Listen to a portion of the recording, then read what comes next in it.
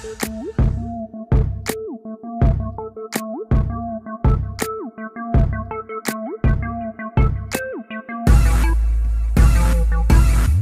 Sobat Geber, apakah kalian sudah tahu bahwa pabrikan Yamaha Garputala memiliki skutik entry level yang bermesin 125 cc lainnya? Saudara dari Yamaha Lexi dan Fazio, skutik ini digadang-gadang lebih unggul ketimbang Honda Beat. Skutik yang saya maksud adalah Yamaha Gear 125. Akhir-akhir ini produk Yamaha mulai menanjak dari segi penjualan maupun harga jualnya. Nah, untuk kalian yang bingung mau pilih motor apa, di sini saya akan memberi informasi beberapa keunggulan, dan begitupun kekurangan Yamaha Gear, agar bisa jadi referensi kalian. Maka dari itu mari simak ulasannya.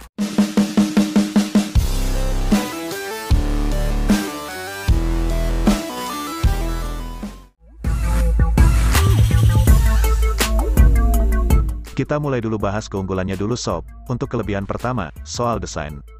Karena ia tergolong pemain baru, desainnya lebih fresh ketimbang skutik Yamaha lain. Namun secara kasat mata, ia lumayan mirip dengan Mio S. Bodi depan yang ditujukan sebagai pelindung kaki punya tarikan serupa, khususnya di bagian bawah. Tapi agar tampak sporty, di situ diberikan lampu sein. Meski begitu, Yamaha tetap menuangkan sisi agresif sekaligus aerodinamis terhadapnya, tampak pada tarikan bodi menajam ke arah lampu utama LED kepunyaannya. Sepintas, ada DNA ala maxi scooter, bisa dilihat lewat bentukan bodi samping sampai buritan. Ada motif dual tone di bagian itu, wujudnya pun sedikit mengembung. Bicara grafis menyediakan variasi corak, tapi hanya berlaku buat tipe bawah. Sementara varian tertinggi pakai tema elegan satu warna, atau seluruh tubuhnya tanpa balutan stripe. Kedua, fitur pada tipe atas atau Gear S version, diberi fitur stop dan start system. Tombolnya ada di setang kanan. Jika diaktifkan, maka mesin bakal mati otomatis saat idle sekitar 5 detik. Sementara untuk menyalakannya kembali, cukup puntir saja tuas gas. Teknologi itu dikombinasikan dengan smart motor generator. Selain menjadi pendukung SSS, proses menyalakan mesinnya pun lebih halus ketimbang skutik yang non-smart motor generator. Beralih ke bagian rumah kunci yang memiliki 3 fungsi, yakni untuk menyalakan motor, mengunci motor, dan membuka bagasi. Khusus di tipe atas kedapatan remote answer back system agar memudahkan penggunanya untuk mencari lokasi motor saat di parkiran. Kemudian sudah punya lampu hazard. Yamaha pun melengkapi Gear 125 dengan ketersediaan fitur pengisi ulang daya gawai. Mengenai peletakannya sendiri berdampingan dengan konsol di sebelah kiri. Bahkan kelengkapan ini ada di setiap varian.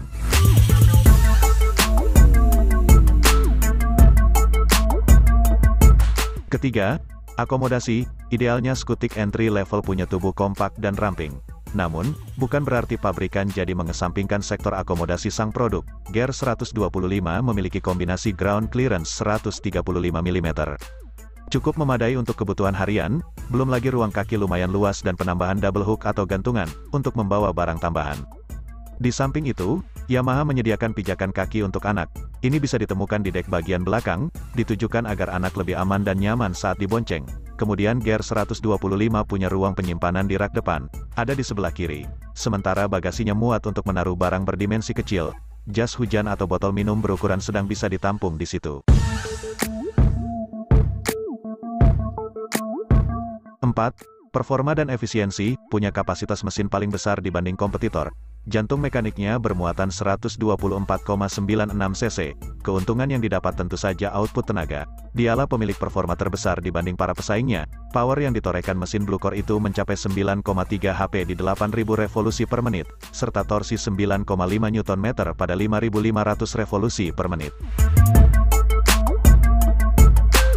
Kelima, pengendalian. Untuk penunjang dalam hal pengendalian, Gear 125 disokong sepasang bantu beles ukuran 80x80, 14 inci, bagian depan, dan 100x70, 14 inci, untuk bagian belakang.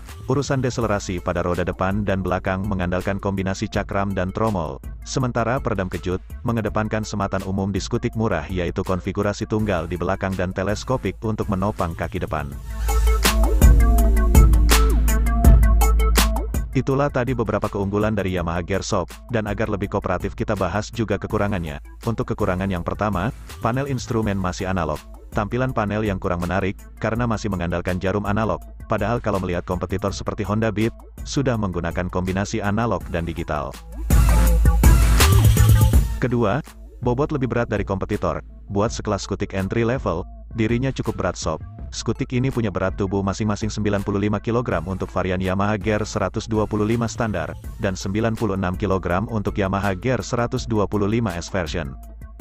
Ketiga, ground clearance rendah. Ukuran ground clearance tergolong rendah di kelasnya, tercatat 135 mm, agak sedikit waspada ketika melewati jalur berlubang, dan pada bagian bawah bodi bisa bersinggungan dengan benda, seperti saat melewati polisi tidur. Itulah beberapa keunggulan dan kekurangan Yamaha Gear 125 yang bisa kalian pertimbangkan sebelum membelinya. Keunggulan yang dimiliki Gear 125 terbilang lebih banyak daripada kekurangannya. Tapi, kembali lagi pada kebutuhan kalian, pastikan memikirkan secara bijak sebelum membeli, dan jika ada saran atau kritik kalian tulis di kolom komentar bengkel Pak De Romeo Anderson, bin Tukimin.